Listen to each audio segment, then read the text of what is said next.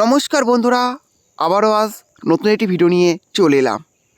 PM কিষাণ প্রকল্পে 19 নং কিস্তিটা কবে দেবে, এই অপেক্ষায় প্রত্যেক কৃষকই রয়েছেন যে পিএম কিষাণ প্রকল্পে 19 নং কিস্তি টাকা কবে পাওয়া যাবে।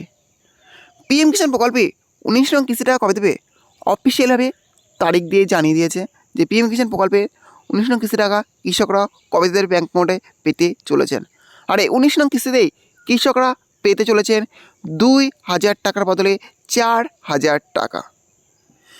পিএম কিষাণ এটি কেন্দ্রীয় সরকারের এমন একটি প্রকল্প যে প্রকল্পের মাধ্যমে কৃষকদের আর্থিক সহায়তা প্রদান করা হয়। বছরে 3টে কিস্তিতে কৃষকরা এখানে আর্থিক সহায়তা পেয়ে থাকেন। 2,000 টাকার 3টে কিস্তিতে কৃষকরা এখানে আর্থিক সহায়তা পান।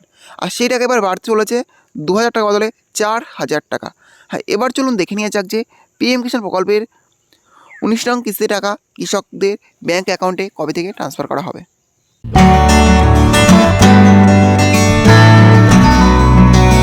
পিএম কিষাণ প্রকল্পে 19 নং কিস্তি টাকা দেওয়ার অফিসিয়াল যে তারিখ ঘোষণা হয়েছে সেখানেই প্রথমে দেখতে আছে লেখা আছে the 19th instalment of the PM Kisan scheme is expected to be released in February 2025.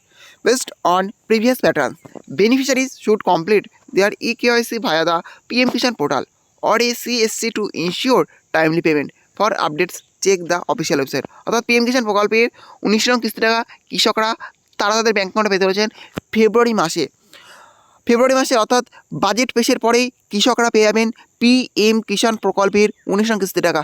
আপনারা জানেন যে 1 ফেব্রুয়ারিতে বাজেট পেশ হতে চলেছে, আর সেই বাজেট পেশের পরেই পিএম কিষাণ প্রকল্পের 19 নং কিস্তি টাকা সরাসরি কৃষকদের ব্যাঙ্ক অ্যাকাউন্টে ট্রান্সফার করা হবে।